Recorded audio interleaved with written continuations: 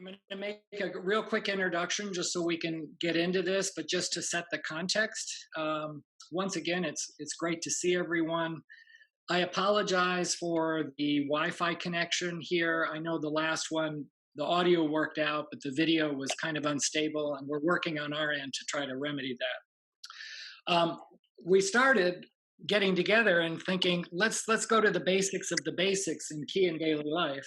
And we ended up focusing on the first chapters in the application of key principles in that classic book by Toi Sensei, which led a conversation about this idea of a directed mind, of nen no chikara, the way Toi Sensei talked about it. And in the process, I shared this kind of hermeneutic device, this interpretive device, that Toi Sensei helped me to develop actually to understand Buddhist texts, as well as his favorite book, Sai Kong Kong.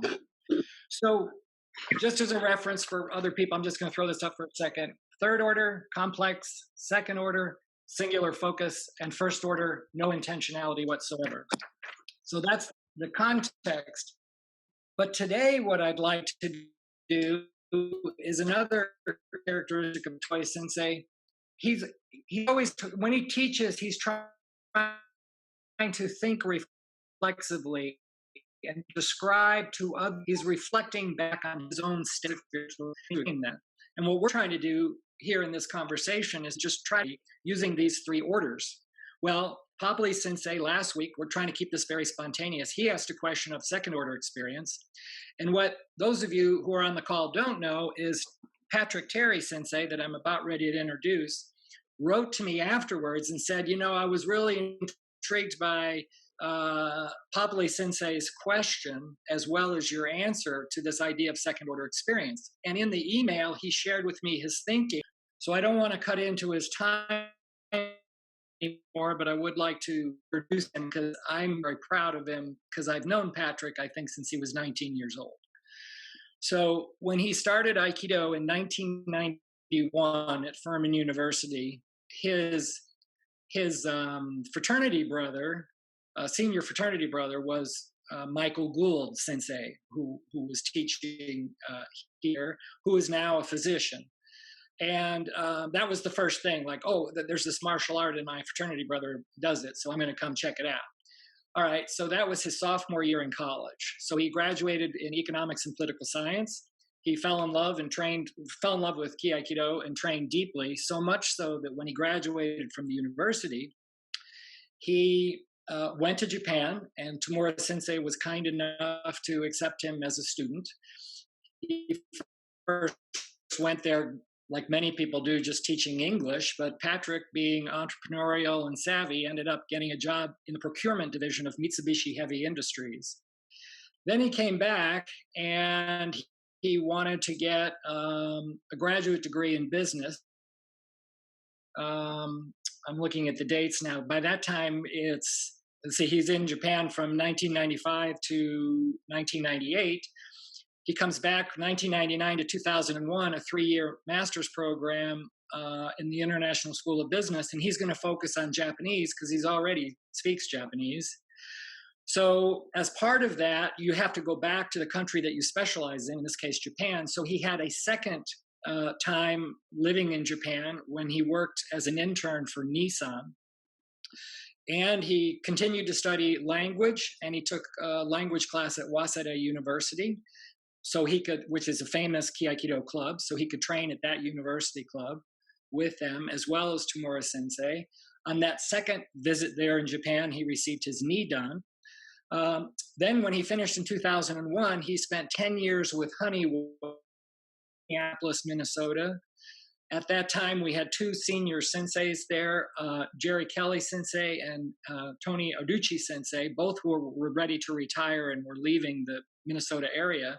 So Patrick kind of inherited that as the head instructor, and then along comes Palpable Sensei, John Palpable, and so the two of them kind of grew the Minnesota group together. And then after 10 years in Minnesota, Patrick moved to Raleigh, North Carolina, where he's now the co-head instructor of Raleigh Ki Aikido with Mayumi Case Sensei. And that's good because all of you know that Case Sensei and her husband Troy have spent a lot of time out of the country in Thailand with Troy's research. And so this is a big lean up to say I'm very proud of Patrick. He speaks Japanese. He has trained seriously for 29 years. And oh, what I forgot to say is this template that I just shared with you, some of you for the first time last week. He was introduced to that back when he was in college because I used my books as a textbook for Japanese philosophy, and I think he also took Chinese philosophy. But that means he became familiar with this interpretive device to understand Asian philosophical things early.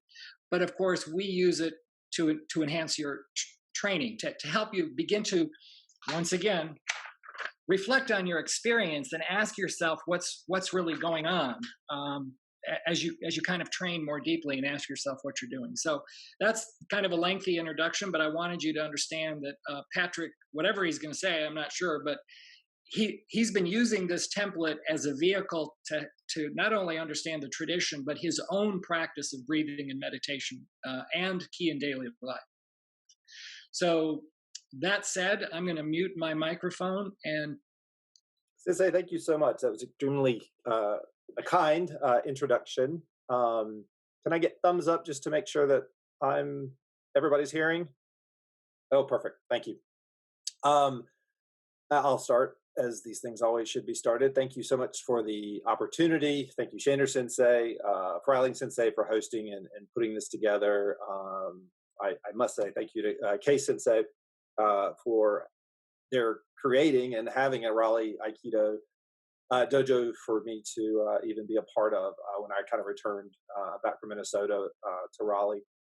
And almost, well, I shall just say everyone on this call, because I've met most of you, and most of you have taught me something without any question whatsoever. So I just thank every single one of you. And you even decided to come when you saw what the topic was and who the host was. So you're either grossly polite or, well, just wanted to see what that was going to look like.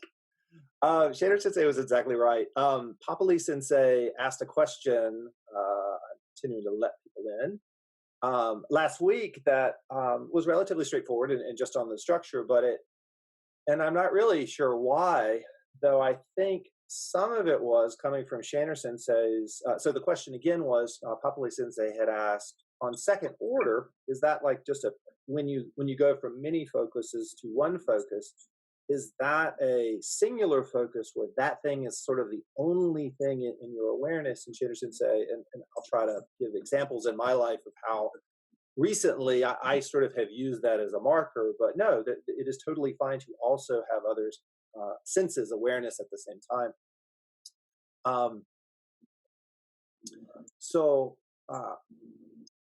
Oh, I lost that, where I was going. I had some side piece on that, but that's okay. So anyway, I thank you all. But that's the point I'm trying to make, and the point I'll try to carry through is sort of, as I've used this template, along the way, as I at least understand how I experience second order awareness, other things like sound, broadened awareness become kind of indicators to me, and it is now allows me at times as kind of a guidepost or a marker to say, oh, I feel myself getting more tense, more smaller, my awareness getting smaller. What does that feel like? I've had those experiences in the past. Let me see if I can sort of move in that direction. Or if I'm in that direction and I'm starting to feel it, it gives me sort of some level of awareness to say, yeah, I think I'm in the right direction. And all of this is very directional, at least it is for me. There is no hard point that you hit. And really all of this is sort of, a continuum, a spectrum that we sort of live on as we move up and down from greater levels of awareness to less levels of awareness. And Shander Sensei's template, which obviously takes all of those experiences and moves them into three buckets, clearly is to show, again, these are my interpretation of it, these sort of road signs or posts or sort of maps to say, here's the general directions for these. But inside those, there's all sorts of experiences that can be happening. So it's not a step function change, it's a movement and a sort of an exposure and a pendulum to that. So the things that I think often influence these things happen to be whatever you're doing. So, for example, is it a novel experience? Like, are you learning a new skill, like Shannon Sensei talked about last week? Are you learning to drive a stick shift for the first time? Or are you learning ballroom dancing for the first time? Or are you doing something that's novel to you? Or is it something you've done many times? Who are you with? What's that environment? Have you done it in that environment before? So all of those factors are experiences in your subconscious that allow you to draw upon and be either more relaxed or have to require more of a focus to get something done. And so I'll give a couple examples, both on the kind of on the dojo, Aikido related, and then outside the dojo, just sort of everyday related that I've sort of been reflecting on recently. But I'll start with a story and then sort of finish that up at the end. So I remember when where my brain was going a little while ago when it paused. So on the first conversation we had on this, Shannon Sensei talked about, with everyone having to, with social distancing and many of us having to work from home and be with our families, it has changed our norm. And be that not good nor bad, but it is very different. And we're having to adjust to a different environment, much like when you travel to a different culture. Other cultures are similar, but there is enough difference that you resonate with it, you figure it out, you have to sort of behave differently, understand things differently, and your norms aren't quite there anymore. So I think also just in this sort of, as Sensei had talked about, letting this new change be sort of a time or an experience for you to notice more. I think that on the subconscious side has got me thinking these again. And so when Papa Sensei sort of put that question out there, it was just one of those things that really got me sort of spinning on it. So the story that I'll start with and then finish up at the end actually has to do with that new environment. So it's the dinner table. So I'm working from home. My wife is working from home. All of our children are from home. Are home.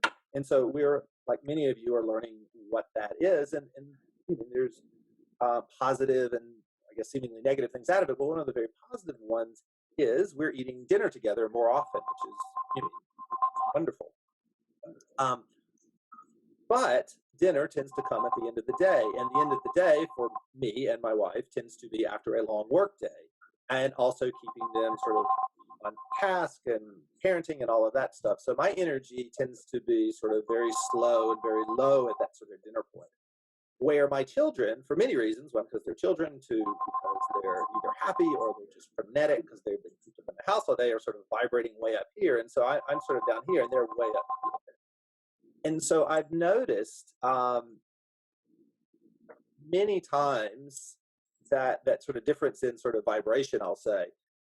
And often I'll try to address it in two ways, and they're not always very positive. Sometimes I'm just sort of low energy and I just sort of eat my food and just sort of hope the meal goes quickly and I can go off and do whatever I want to do, because I just don't feel like I have the ability to sort of raise up. I'm sort of stuck in that third order awareness. I'm sort of just either completely in my own world and can't move to a more present in, or I flip it to the other side and I'm like, all right, I'll bring them down to my level of energy using my parental control, and I'll dictate or kind of control. And both of those are horrible in their own way, and neither are effective in any way, shape, or form.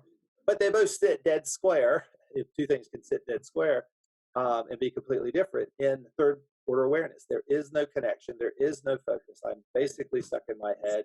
And my awareness physically tends to be of just the dinner table. So if I kind of think back on those times, it's like, obviously I can see them. My vision's working. But there is no awareness much past that. It is just sort of there. And because of that sort of small feeling, and I'm just using my arms as sort of like almost like an example of how that kind of feels, there is that tunnel vision. Their energy feels like I'm in a tiny box and they're just bouncing all over it. And I've made the world very small. And in that case, yeah, I feel out of control. And so I try to address it in one of two very different ways. So that's the beginning of that story. So I will continue on. So the next, so I'll now, as Sensei it did, I'll sort of go through third and second order awareness as I understand them. I will stay very far away from first order awareness because my experience there is not quite what it is with the other two. So third order awareness I feel very comfortable talking on because it is how and I believe most people spend their daily lives. It is a constant shift from one thing to the other, be it work, be it family, be it some sort of thought you have in your head, whatever it is. It's very functional. It's often sort of task oriented where you're getting things done. You tend to have agendas in your head or things that you're doing, and it's just the human condition for most of us, and there's nothing wrong with that. That just is. Um, it gets phrases like monkey mind, or it's sort of, yeah, monkey mind is probably the simplest way to sum it up.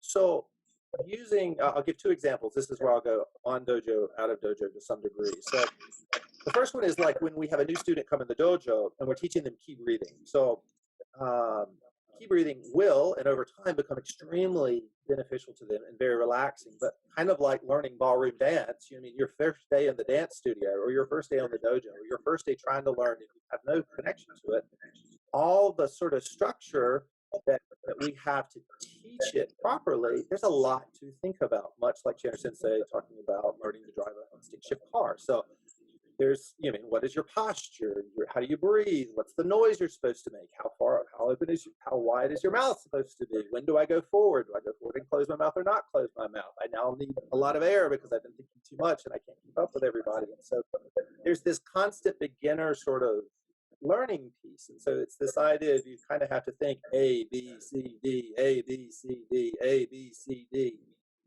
And as you're going through that, there's really not a lot of space left, at least in my awareness, for much else other than just the physical mechanics of breathing. And it tends to be very sort of effortful, and kind of an exclusion to everything else. And even afterwards, honestly, when you're not doing it very well, it can almost be tiring if you sort of go past your own sort of ability at that point. But those are early days and early stages. But I'm sure if I tried to learn ballroom dance from, it would be the same thing. That first class would be horrible in the sense I would spend all of the time thinking about where my feet are, thinking about where my partner is, thinking about how I feel about it and all of that. And there would be very little to no grace at all. So the other sort of off the dojo thing, and I'll just pick up my phone as a prop, it's the idea, and Freiling Sensei has used this on many of his videos, and it's a very simple idea, that often when you're looking at your phone and you're watching sort of a video or something, you really get lost in it. And I've had the experience where I'm watching a video and literally just sort of tune everything out, sort of slide into the video because they're designed to do that. The phones are, you know, it's what they're apparently designed to do. And I'm just lost in it. And I have no awareness around me, and I'll sort of come out of it at times. And so both of those are sort of extremes, or third, in my mind, experiences that I've had, I've seen others have, and I still have with all the time, of either being completely distracted in something where my brain is having to think constantly, or being sort of so just inwardly absorbed to something with very little awareness. Both bring this almost smaller tunnel vision to me. And so that's how I sort of represent, or in my mind, or how I experience this sort of third order, and you know, and it's how I spend most of my existence. But I realize that is not the most. I've been taught by many, many, many strong teachers that is fine, but there are better ways to, I guess, operate. There are more effective, more useful, not only to yourself but to those around you, states of being, states of awareness that just make the world much easier and better, and put you in a better thing for whatever you want to sort of put your attention on. And so that is where, like in Aikido, we're trying to move to that sort of second order, where Chandra Sensei in his model, the idea of a mind with all these many, many focuses sort of going to one focus. And it was the sort of the question that Papali Sensei, who also I'm sure understands these things very deeply, sort of asked around and triggered sort of all this. So in my mind, when you move to second order, and also remember that it itself is part of a spectrum or continuum, so that it's not just sort of like, bam, now you're on second order, you're there, you got it. You move in and out, and as you learn to experience it more, to understand it more, to habituate it more, you know what I mean? It comes up more. And to some degree, that is what we see in senseis and others who have practiced more, who show a grace and a relaxation on the mat or off the mat or with their family or whatever they're doing at work, at church, at your religious place, wherever it is. When you see people doing things very well, sports, you're seeing them sort of in that arena have that ability. And so what we're trying to do is use the dojo as a way to teach that and then hopefully carry it across. So it's not just on the dojo or not just at work or not just at your family. It is an experience that you can sort of carry across all of the things you deal with. So going back to the breathing, so as many of us have felt, and we see it in beginners because they're just closer on the early part of the continuum.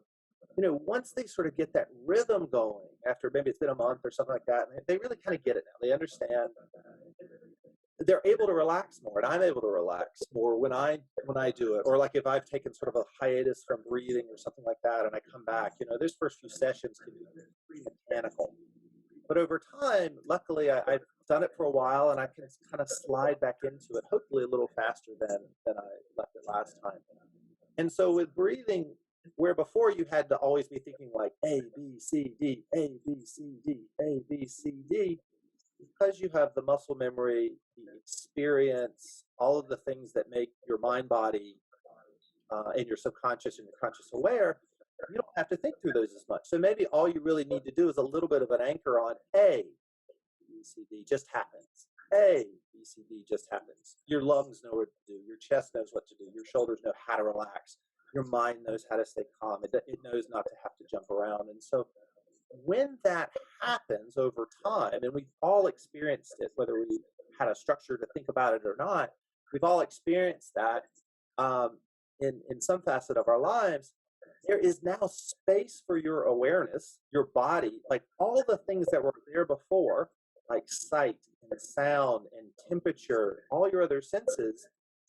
Your mind is not so preoccupied with just doing the thing. You now can do the thing, and you have sort of a relaxation that allows things like the temperature of the room. Like, oh, you're sitting there, and you're like, oh, wow, it's cold. I honestly didn't even realize that. Or many times I've meditated early on and not you know, I mean, been very sort of frenetic or something, and then the clock, and then halfway through the meditation session, I'm like, oh, there's a clock in the background, and it's clicking. And it's been clicking the entire time. And I am now just relaxed enough to have my awareness open up enough to sort of allow that to come in. So I don't filter that in the same way. And that's where I start to feel and understand more about second awareness. For me, it's often around sound. Not that sound is inherently any different or better than any of the other senses, but it just kind of is one of the things that I tend to key on, like a clock. Or, I mean, right now, all of the birds, and I'm sure in your place too, seem to be louder. That's an actual fact. But there is just more noise. And what's interesting is with this, and this is where it jumps around, and this is where as soon as you think you have it, you don't. So I'll be breathing. I mean, very mechanical. I'll use the thing. I'll kind of slide from third order into second order. So now I'm more relaxed. I'm hearing the sound and the birds and the noise, and maybe I'm sitting there. And when it's done well, they don't distract from each other. You can stay connected on your breath, but also retain the awareness of these other things. But the challenge is not letting those other things then sort of distract you off and lose the thing that you were focused on, which is what we've all done. So we're sitting there breathing, and the room, you finally kind of calm enough, and you're like, oh, it's chilly in here. Yes, it's chilly. You're breathing, you focus on your breathing, you're like, chilly. Oh, I wonder what the thermostat's saying. Oh my God, I'm going to have to replace that. And that's when your mind spins off. And so you kind of had that moment of kind of second order where you were focused on your breath, you were experiencing more, but the challenge is at some point your mind can grab those other things and you kind of get carried off, which is fine. You just sort of bring it back to your breathing and you breathe. And then maybe whatever, it's the birds outside and you're like, wow, the birds are loud. Oh my God, they're so loud. And then you kind of get lost in that. And so I think what makes sort of early second order awareness versus deep experience in second order awareness is kind of that duration. How long are you able to habituate and have that feeling of of not having one distract from the other, but being able to mutually sort of, it's kind of like, can you hold both in your hand at the same time and not sort of have to go back and forth, back and forth. So grossly simplified examples to something that's much deeper and richer than that. But that's how I've been sort of thinking about it lately. I'll refer to Papley Sensei again. I know because he has so much experience in the outdoors. He's talked about this. And so again, this is not just something that Aikido came up with. This is the human condition, and there are ways. And I've heard him talk about where when you're out in the wilderness and you're looking, you can get tunnel vision and you will miss a lot. But if you can just be calm and have your senses sort of open up while you're still looking down the path, so you haven't gone completely defocused, but you still have a focus, but you're able to sort of hold a peripheral at the same time, you will start to be aware of movement, especially in the woods. And that is where then you can use that to put your focus somewhere. So, a very small piece to it, but this applies to many places. And then for some strange reason, the way we're wired, just because you have that feeling and maybe you can do it in the dojo doesn't mean you can pick it up. Well, let me put it this way, you can, but it often, if you change the environment or the setting or the people in the room, we often have to, or I should say it that way, have to kind of relearn it, which comes much faster because you have a context for it. But again, if I went, and for some reason I keep using borrowed dancing, but if I went to go borrowed dancing, any relaxation that I thought I had cultivated in the dojo, probably for those first few sessions, would completely go away. Now, hopefully the practice will allow me to bring it back quickly and sort of move forward much faster, and I have context for it so I can recognize it. You can recognize it, you can change it, kind of thing. But it's why there are certain times at work you get extremely stressed. Sometimes with your family you get extremely stressed. Context and conditioning can definitely change it. So I'll do a quick time check and maybe try to wrap this up in about 5 minutes. But Hey, and then we can go to Q&A. Patrick. Yes. Patrick, Yes. can you turn off everybody the audio? There is a Yes. background I noise. will I do can't that. hear you reading. Thank you. Sorry, Sensei. I will do that. For everyone on the call, there was a audible distraction. Some TV or radio was on the whole time you were talking. Oh, sorry. But see, this is daily life. Yes. For some of you, they might going, oh man, we gotta get that off. Who's got their mic on? This is spoiling everything. The mic. And then you search around, who's got their mic open? Why did that happen? Well, isn't that the universe just gave you a perfect gift, everyone? Because you know what? You could just say, okay, someone's got their mic on, but now I'm going to focus on Patrick. Can you do that? Do you want to allow your mind share to go down a road following, all of the distractions, the things that upset you, the things that aren't supposed to be that way? Or can you say, okay, things happen, focus on what you're doing. Anyway, I'm going to let you go back to you, Patrick, and you can have people can ask questions. But while you were talking, it occurred to me to share with you something Toi Sensei said all the time related to this idea of visual perception, tunnel vision, or he'd say shuchuho, expanded, or kakureho. With respect to all things, but also teaching, learning how to see. You've heard me talk about him. Every Friday class was learning how to see. Well, part of that is just a phrase that I always remember. He would say, look, don't stare. And then he would say, see, don't look. The idea being is staring is kind of too directed at a thing. It's trying too hard. So just look instead of trying to stare. And then the other thing is, instead of looking, which is another, I'm looking for something in particular, what if you could just let that intentional vector go away and it's just see? So you're seeing an expanded periphery. It's very broad. And so the last thing I wanted to mention, Patrick, you mentioned it in your email or in a conversation, but I don't think you mentioned it here. When you're at that table after work, tunnel vision, and all you see is the surface of the table and of the rest of the room.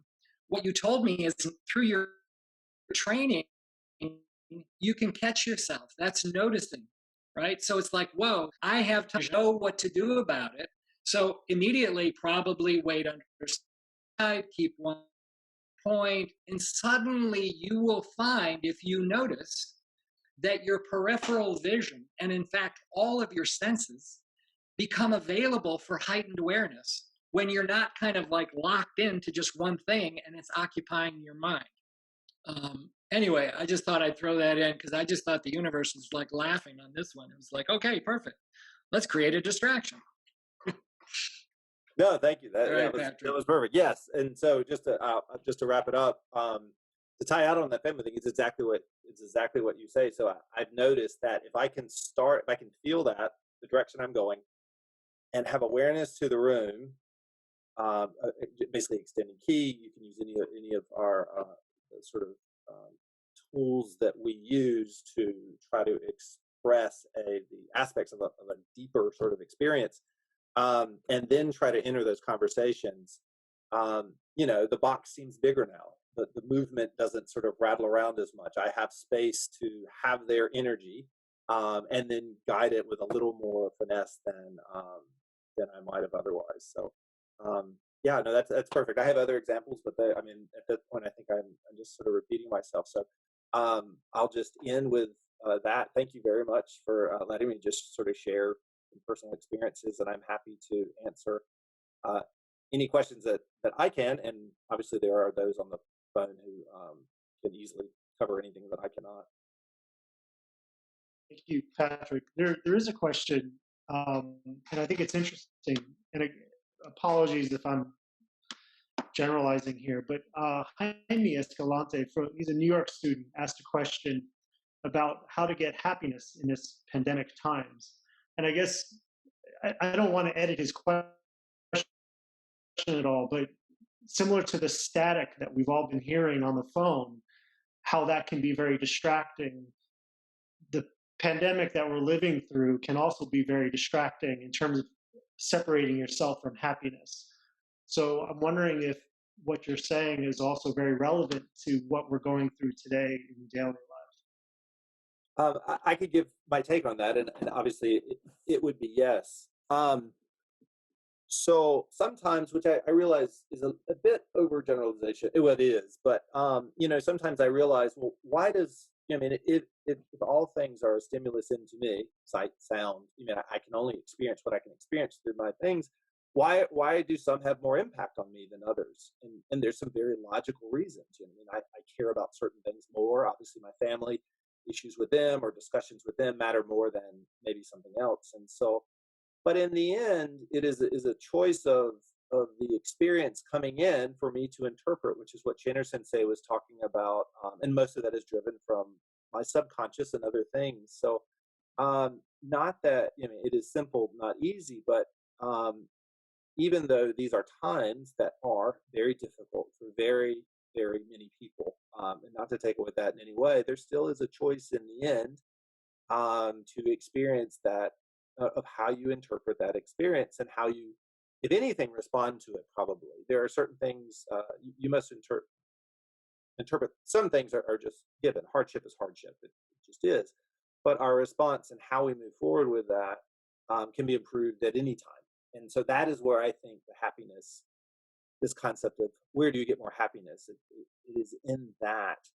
And by being more present, by being more aware, a lot of the negativity that are often thoughts held in our head, which, as Chandra Sensei often talks about, the past you cannot go to. Those are things you cannot control, the past or the future. You can only control the now. And by being present, by being connected with your family or whoever or whatever you're doing, all of that stuff just kind of can take its own proportion. It can take. It doesn't take a proportion outside of itself. So that would be my take on it. But yeah, it's. Yeah. There's another question also from Alexander. Alexander, if you can turn your mic on and ask it, it'd probably be more effective than me trying to. Oh, thank you. Thank you to having me there. And how I understand that you're talking about that to achieve these things, you have to more practice in meditation, or maybe like seeing something or staying calm. Maybe I'm not sure, but Sure. Well, I can try to. So, um, the way I think about it is going back to maybe Tohei Sensei. I mean, he had an experience. He, through his training, through his other things, had a deep experience and could be deeply present. And there were others that saw that, and he also had a passion of helping others to see that, realizing that this is a better state to be in. The more you can be in it, the more you are present, the more you connect to others, the more you can do for yourself and for others. But kind of like any great athlete or anyone, I mean, it's not like they can just describe it and then you can do it. They're trying to describe a very complex feeling that they're carrying. But Toei Sensei was extremely, I mean, as Shinno Sensei has said, his gift was this ability to communicate that in an effective way. And that is where we have the four basic principles and other things like that. And so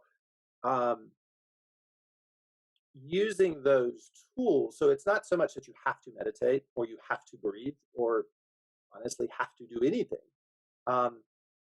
But those are tools that help you taste, understand that experience, and therefore start to make it more of a habit. And the more you can make it a habit, the more you can recall it and come forward to it. But often you have to make habits in very, very ideal situations and very simple situations until you can get more complex. So we have the key testing. I mean, that's why the basic key testing is for just a very second or two, because we understand the person is still learning this. We don't expect them to be able to take a very difficult key test. So we give them a very simple one because it's enough stimulus to get them starting to understand it. Too much and that they can't, too little and they don't understand. And so as they internalize that and it becomes more of a habit and more of an experience that they can just sort of kind of fall into whenever they want to, we can't leave it at a simple beginner's test because there's no more stimulus at that point to allow them to develop more. And so the tests get deeper, stronger. And in the end, it is all to help that person continue to move, habitualize the feeling, and so they can slide into it more. And not so they can slide into it more in the dojo, which is fine, but so they can slide into it more always in their life, with their family, with their work, with their whatever. So that is what meditation is, a vehicle, in my humble opinion. Key breathing is a vehicle. Aikido class is a vehicle. These are just ways to experience. But there are many traditions that have come upon this and have other ways to do that. So this is not the be all, but I do think it's very effective, and it has worked well for me and helped me understand something that often I don't. a big thank you. Thank you a lot. Thank you. Terry Sensei, John Populate Sensei had a question as well. John, Oh, sure. Please. careful. Yes. Oh, just an observation or comment. Shaner Sensei shared these guidances from Soshu Tohei to look but don't stare, and then to see but don't look. And it just struck me as Sensei was sharing that it struck me as a very pithed way of capturing this difference between third order, second order, and first order awareness. Whereas staring is third order awareness, and looking is a second order awareness. There's still an intentionality, but it's calm and it's settled. And then this first order awareness where the intentionality falls away. So it just struck me as Sensei was sharing that it was a nice pithed way of capturing these levels. No, thank you. And another thought that I've kind of had recently, and it goes back to maybe two Zoom sessions ago, where Shinno Sensei talked about, he just brought a key in daily life and was talking about just this whole pattern of how do you train your subconscious? How do you influence that by going to bed? How do you do that? Like, in just this very simple order. And just to tell on myself, I remember I've read that in the past, and I've been like, oh, that's it sounds very good and good thing, but it didn't resonate with me at all, and I didn't really sort of. And it seemed, it may be more just like, oh, everybody needs to sleep more, and so a good technique to sleep more is, there's no bad in that whatsoever, but it didn't resonate. And it was something that Shannon was talking about, and it really just sort of reminded me of, like, when he talked about going back to the basics. It's like, that's what it is. It is as simple as how you go to sleep. It is as simple as how you wake up. It's not a big sort of, as I always wanted to be, some sort of magical, grander thing. It is these daily habits that allow you to change things like your subconscious. And over time, the drop in the water and all the analogies that are out there to try to express that. But sometimes you just have to hear them again, much like when you sort of, your question on, what second order awareness is exactly like, which I know you deeply understand, but it was sort of a question you had at the time, but it kind of triggered me again, and like, oh, so what is that? And so I had to kind of cycle through that whole thought again. And by thinking through it again, I kind of realized, you learn a little more, or you're reminded of where it is. So, it really is that simple, but not that easy. Maybe that's another common phrase. Thank you, Terry Sensei. That takes us to the end of our session. I want to, again, hand it over to Shane Sensei. Any closing remarks? And just one announcement that, these sessions are being recorded and posted, so keep an eye on that if you have people that have missed them, or you want to go back and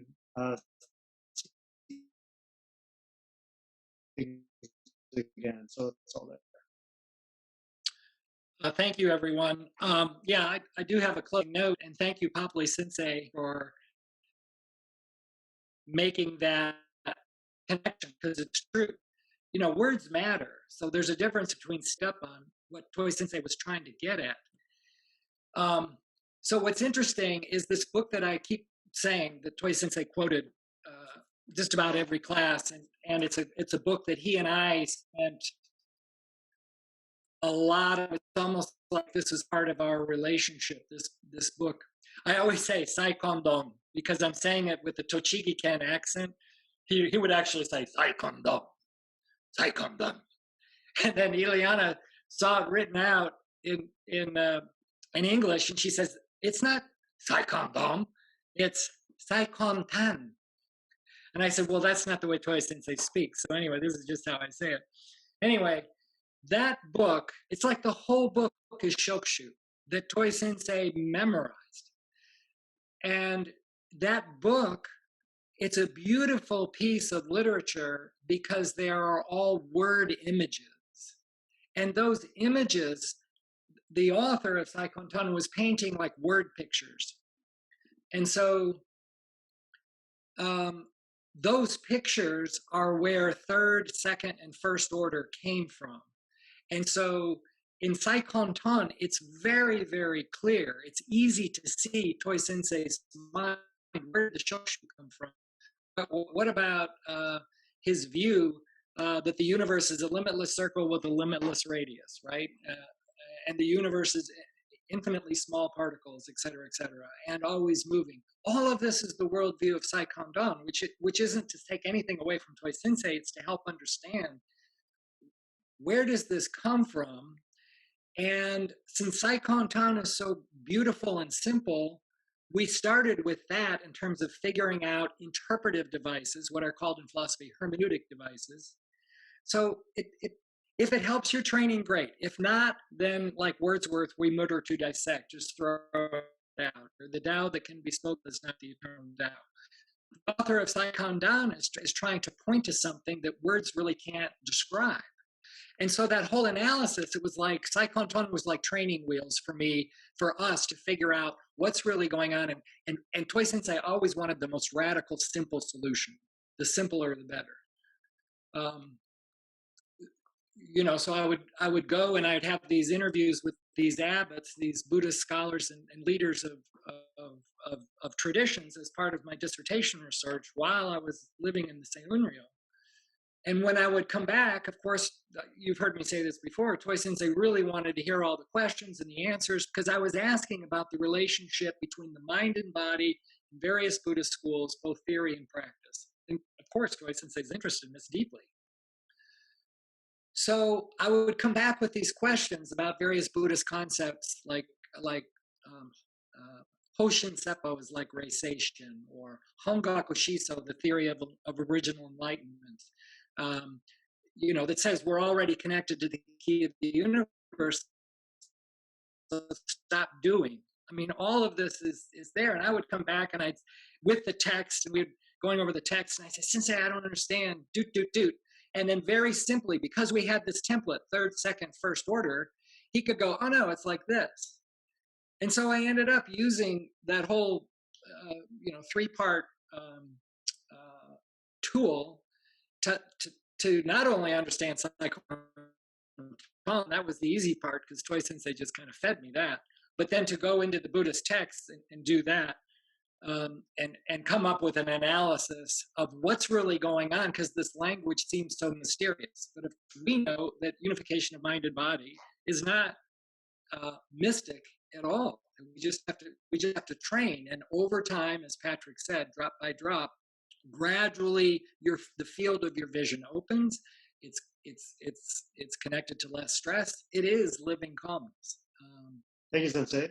So thank you, everyone, for coming in. Another record, 58 people. So thank you. Be on the lookout for the next invite. Have a great rest of the week. Thank you, Patrick Sensei, for your Thank you very much today.